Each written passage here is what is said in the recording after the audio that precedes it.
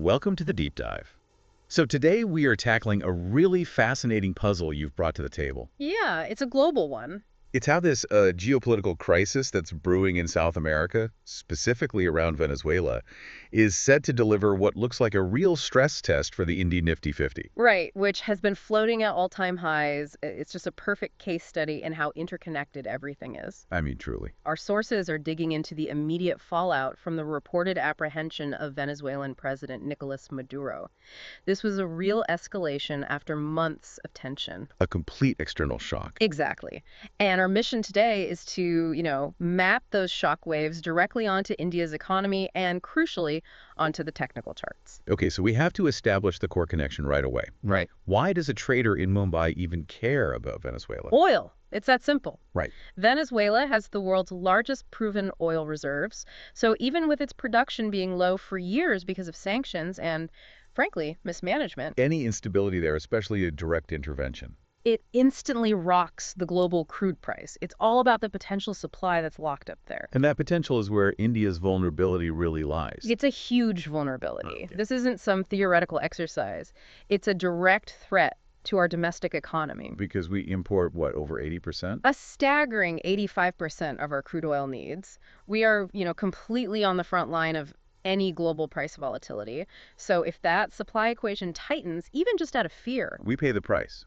Here, at home. we pay the price. So we need to break down exactly how that geopolitical event turns into, rupee and pays pain for everyone. Okay, let's unpack this crude shock then, because that's the fastest and most painful impact vector. The news breaks. What happens first? Immediately, you see Brent crude futures, that's the global benchmark, start ticking up. They moved right into that $61, $62 range. So that's the market's instant gut reaction. It's the visceral judgment on increased risk, and that's just the initial tremor. The sources are all outlining this worst-case scenario that analysts are modeling right now. Which is? If this escalates, we're talking prolonged conflict, a naval disruption in the Caribbean, Brent could race towards $70, maybe even higher. And that jump is what really puts central banks on edge. And when crude spikes like that, for India, it's not just one problem. No, it's a triple threat. It creates three major systemic issues for the macroeconomy. Let's start with the most obvious one. Inflation. Absolutely. You have to think about logistics. The cost of moving literally everything goes up. Diesel, gasoline, So food for the farm, goods to the store. everything. It's a systemic shock that quickly fuels broader core inflation. And that's what the RBI watches like a hawk. Which leads right to the second problem. What does this do for the RBI's policy? They've been trying to stay accommodative to support growth. Well, their hands get tied. If core inflation starts to really surge because of oil, their whole mandate shifts. They might be forced to pull back on that accommodative stance. And even just the hint of a future rate hike. Is poison for the equity markets. Yeah. Equity valuations thrive on low borrowing costs. Rising rates is just a clear, unmistakable negative signal. Okay, so inflation, RBI policy. What's the third pillar? The currency market. This is where the dollars start to leave India. The import bill. Correct. Our massive oil import bill is paid in US dollars. So if the price per barrel goes up, our total dollar spending skyrockets. That drives up demand for the dollar inside India. Which puts pressure on the rupee. Severe pressure. And a weakening rupee just makes our imports, including that same crude oil, even more expensive. It's a vicious cycle. And that's the cycle that spooks the foreign institutional investors, the FIIs. Precisely. They see their returns getting eaten away by a falling market or falling currencies, so they start to de-risk. They pull their capital out. So this one event in Venezuela creates a triple threat for us. Inflation, potential rate hikes, and capital flight. That's the big picture. That is the macro picture. So now we have to translate that pain into specific corporate pain. Inside the Nifty50, what does this actually mean for companies? Right. This is the corporate pinch. And it hits any company that depends on energy either for logistics or as a raw material. And it's not just the obvious ones. Not at all. I mean, you think logistics, cement, steel, Yeah. sure, their fuel costs go up, their profit margins get squeezed instantly, their stocks look less attractive. It's pretty straightforward. But the sources highlight these other linkages, the ones that are less intuitive. That's the real aha moment here. Absolutely. So let's take the airlines like Indigo. It's simple for them. Jet fuel is their single biggest cost. period. It's most of their budget. Analysts figure a sustained $10 rise in crude can just wipe out their entire marginal profit. So they either have to hike fares or take a massive hit to their bottom line. Okay, that's a direct link. But then you get to the chemical side, which is where it gets interesting. The sources point to paint companies, Asian paints, burger paints. What does Venezuela have to do with home decor? Everything, actually. We have to remember, crude oil isn't just fuel. It's a feedstock. It's the feedstock for countless chemical derivatives. The key raw materials for paint solvents, pigments, the binders, they come from things like naphtha, which is directly linked to crude prices. So when crude spikes, the cost of their main ingredients skyrockets. Painfully. And they can't always pass that cost on to you, the consumer, right away, so their gross margins just get crushed. And it's a similar story for other sectors too, right? Yes. Think about tire manufacturers. They get hit twice. How so? They need crude derivatives for their synthetic rubber, but they also need the fuel for logistics to move their heavy products around. So when these risks spread across so many major sectors, From transport to materials to paint. it just drives up the whole market's fear gauge. It's that moment investors realize the fundamental picture for company earnings has suddenly gotten a lot worse. And that fundamental pressure leads us perfectly into the technical side of the market. Because this shock isn't hitting a weak market, it's hitting one that looked unstoppable. Here's where it gets really interesting. It really does. Because you have to look at where the market was right before this news broke. The Nifty50 had just closed Friday at an all-time high, 26,333. Euphoria. Seemed like it. But it was balanced on these two critical signs of, well, underlying complacency. It was almost daring volatility to show up. And the first warning sign was that incredibly high put-call ratio. It was at 1.79.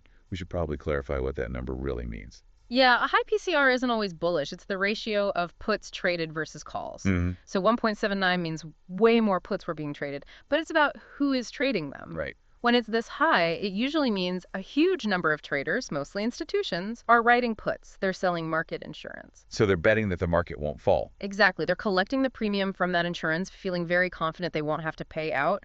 That level of confidence is the definition of a complacent market. And adding to that feeling, the fear gauge closed at a whisper quiet 9.51. Asleep, the market was completely unprepared for a sudden risk event like this. And that's the vulnerability. The smart money, the FIIs, were already starting to exploit. That's what the sources suggest. You look at their behavior, FIIs were actually net sellers in the cash market. So they were selling actual shares. They were offloading stocks, but at the same time, they were adding index futures longs. Okay, so why do that? Why sell the shares but stay long on the index? It's a classic distribution strategy. You know, it's subtle. They wanted to ride the last bit of the rally with those futures. While quietly getting rid of their actual long-term risk. Exactly. They were getting ready to sell.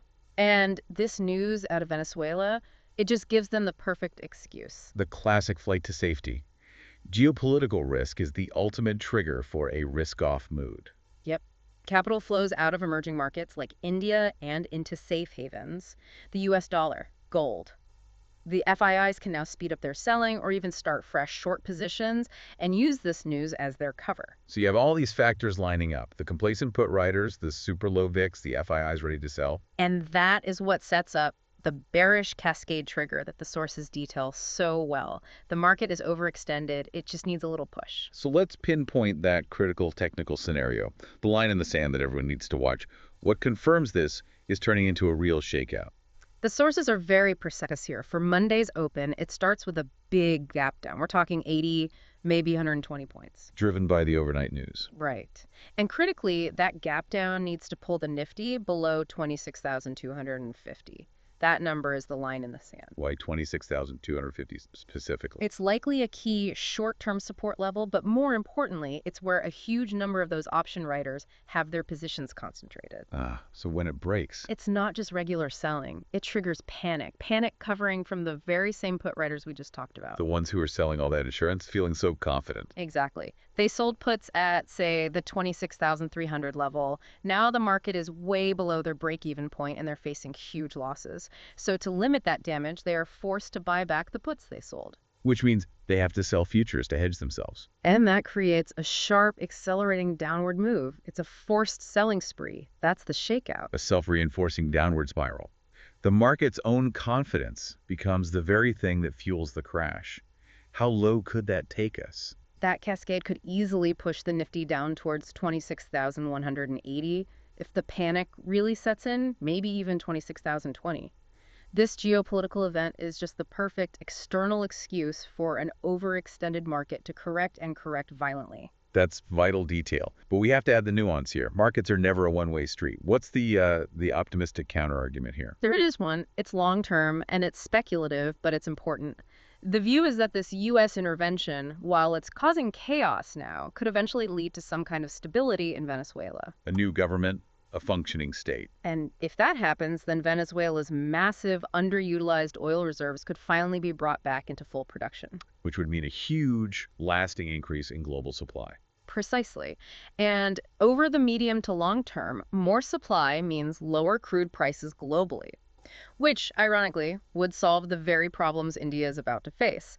But that is a very, very big if. A big if. And the immediate volatility is absolutely guaranteed. Guaranteed. So the immediate focus has to be on the key indicators for Monday's open. The sources give us a clear 4-point watch list. Right. The first two are your instant temperature checks. Number one, the Gift Nifty. It trades overnight, and it's our best proxy for the open. If it's down sharp, expect our Nifty to follow. And number two, crude oil futures. You need to be watching Brent on Sunday night. If it moves towards $63, $64, that signals global risk aversion is getting worse. Third on the list, and this one is the direct barometer of fear, the India VIX. It closed at 9.51, which is dead calm. We should expect a big jump. If the VIX pops up to 11, maybe 12, that confirms panic has officially set in. And if it stays low? It means the dip is being bought aggressively. And finally, number four, you watch those key Nifty levels. We already said it. 26,250 is the critical support. A break there confirms the bearish case. And on the upside, if it tries to recover? Expect a wall of sellers, strong resistance right around that 26,300 to 26,320 zone. Those levels will define the entire week. So what does this all mean? We had the Nifty closing at an all-time high, a market dripping with complacency. But this crisis in Venezuela has just injected a sudden, powerful external shock that forces a complete repricing of risk. Across every single sector linked to crude, yeah. From airlines all the way to paint companies. The complacency is over. It's over. This geopolitical news is the perfect hammer to hit an already extended market. It's the ultimate stress test for these record high valuations. Which brings us to our final provocative thought for you to consider. Will the market prioritize the immediate, obvious fear, the crude shock, the FII selling, or will the big money see this volatility as a chance to aggressively buy the long-term hope of an eventual stabilization in Venezuela? And the answer will be right there in the charts. Watch the VIX. Does it stay below 11? Or do we get that definitive clean break below 26,250? That'll tell you everything you need to know. Keep your eyes locked on those levels.